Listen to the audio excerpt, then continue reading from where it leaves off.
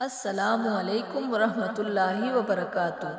سامعین، قیصر روم کا سفیر جب ہدایہ اور تحائف لے کر مدینہ پہنچا تو لوگوں سے دریافت کیا کہ تمہارے بادشاہ کا محل کہاں ہے؟ اہل مدینہ نے کہا کہ ہمارے بادشاہ کا کوئی محل نہیں، البتہ امیر المؤمنین حضرت عمر فاروق رضی اللہ تعالیٰ عنہ کا محل تو ان کی پاک روح ہے، جو اللہ تعالیٰ کے تعلق خاص اور تجلیات قرب سے منور ہو رہی ہے، جس سے انہیں سارے جہاں کے شاہی محلات سے مستغنی کر دیا ہے۔ لوگوں نے کہا کہ امیر المؤمنین حضرت عمر رضی اللہ تعالیٰ عنہ مدینے کے قبرستان میں ملیں گے۔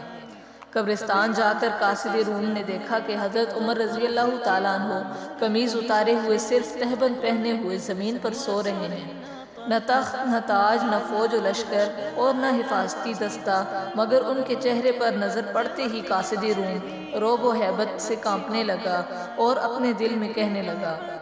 کہ میں نے بڑے بڑے بادشاہوں کو دیکھا ہے اور ایک مدت تک بڑے بڑے سلطانوں کا ہم نشین رہا ہوں، بادشاہوں سے مجھے کبھی خوف نہ محسوس ہوا، لیکن اس ٹاٹ کا لباس پہنے ہوئے شخص کی ہیبت تو میرے ہوش اڑا رہی ہے۔ یہ شخص بغیر کسی ہتھیار کے اور بغیر کسی فوج پہرے کے زمین پر اکیلا سویا ہوا ہے، لیکن کیا وجہ ہے کہ اس کی ہیبت سے میرا پورا جسم کانپ رہا ہے اور ایسا لرزہ طاری ہے کہ اگر مجھے 7 جسم اور عطا ہو جائیں تو اس لرزہ کا تحمل نہ کر سکیں اور سب کانپنے لگیں۔ پھر وہ قاصد دل میں کہنے لگا، یہ رعب اس پھٹے پرانے لباس والے شخص کا نہیں ہے، دراصل یہ اللہ تعالیٰ کا رعب ہے، کیونکہ اس پیون زدہ لباس والے بادشاہ کا قلب اللہ کے قرب اور معیت خاصہ سے مشرف ہے، بس یہ اسی معیت الہی کا رعب و جلال ہے جو اس مرد حق کے چہرے سے نمایاں ہو رہا ہے۔ پھر یہ قاصد حضرت عمر رضی اللہ تعالیٰ عنہ کی صحبت کے فیض سے مشرف باسلام ہو گیا۔